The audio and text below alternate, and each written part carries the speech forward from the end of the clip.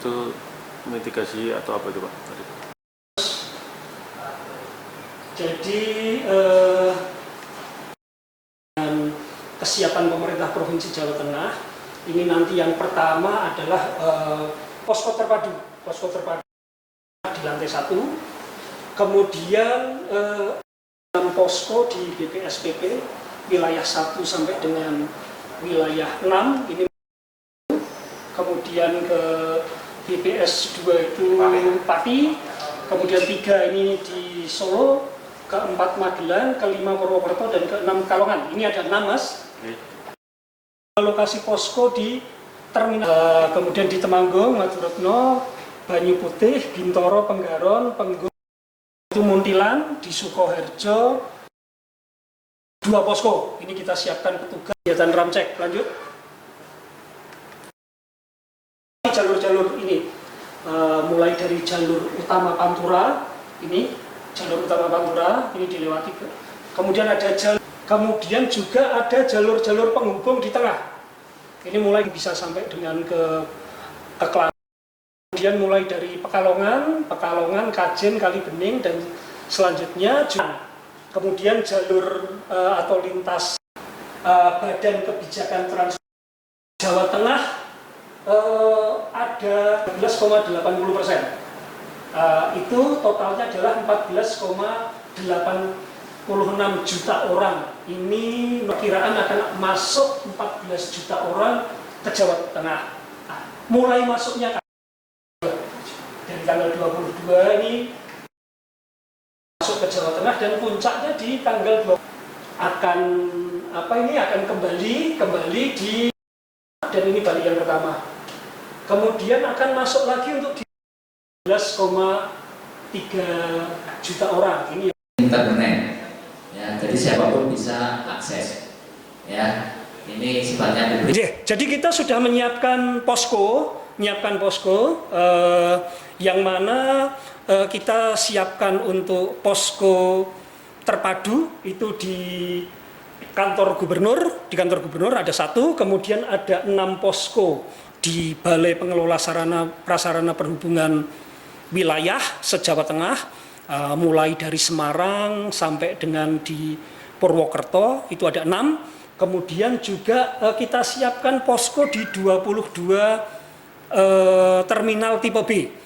Untuk personel yang ada di Dinas Perhubungan sendiri, Dinas Perhubungan Provinsi Jawa Tengah, itu ada sekitar 300 orang. Namun ini juga masih ada personel dari Dinas Perhubungan Kabupaten Kota. Puncaknya adalah sekitar tanggal 23 untuk mudik pertama. Untuk mudik pertama itu puncaknya di tanggal 23, perkiraan kami di angka-angka 40 ribuan kendaraan. Tapi ini masih kami koordinasikan terus dengan pihak pengelola tol. Itu masuk melalui jalan tol di Kalikangkung, di gerbang tol Kalikangkung. Terus untuk gelombang kedua arus baliknya, arus mudiknya? Arus mudiknya perkiraan adalah di tanggal 29 atau 30. Perkiraan kami itu mulai libur tahun baru, barangkali berangkat tanggal 29, tanggal 30 itu sampai di Jawa Tengah. Itu akan terjadi barangkali kepadatan melalui jalur darat ya, atau lewat tol itu di sekitar tanggal 29 dan 30. Kami juga memasang fasilitas perlengkapan jalan. Kami rambu-rambu di tahun 2023 ini kita sudah menambah 350 rambu lalu lintas. Kemudian kami juga memasang lampu penerangan jalan umum sebanyak 150 buah. Kami juga memasang warning light itu lampu yang kedap-kedip kuning itu di tempat-tempat daerah rawan kecelakaan itu kami pasang 10. Kemudian RPPJ itu rambu pendahulu petunjuk jurusan, itu kita pasang 26. Selain itu kami juga menyiapkan patroli mobile dari BPSPP di 6 wilayah itu. Mereka akan melakukan mobile di titik-titik rawan macet, di tempat-tempat wisata maupun di tempat-tempat yang rawan longsor. Sifatnya mobile dan akan membantu untuk mengatasi permasalahan-permasalahan lalu lintas.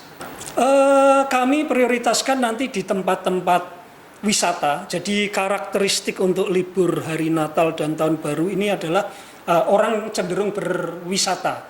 Jadi nanti kami di beberapa tempat-tempat wisata seperti misalnya menuju ke Bandungan dan Gedung Songo, Candi Songo, kemudian barangkali juga di Baturaden, kemudian di Dieng, termasuk itu juga daerah rawan kecelakaan, juga kami siapkan. Kemudian di beberapa lokasi perlintasan sebidang, misalnya di Pejagan, juga di Karanganyar Kebumen, itu yang juga perlintasan sebidang yang padat. Kemudian barangkali di titik-titik pusat keramaian, di pusat keramaian itu juga kita siapkan. Jadi kami sangat mengharapkan untuk para pemudik, terutama yang menggunakan kendaraan pribadi, agar selalu mengecek kondisi fisiknya masing-masing. Apabila lelah, silahkan istirahat di rest area. Kemudian yang kedua, cek fisik kendaraannya.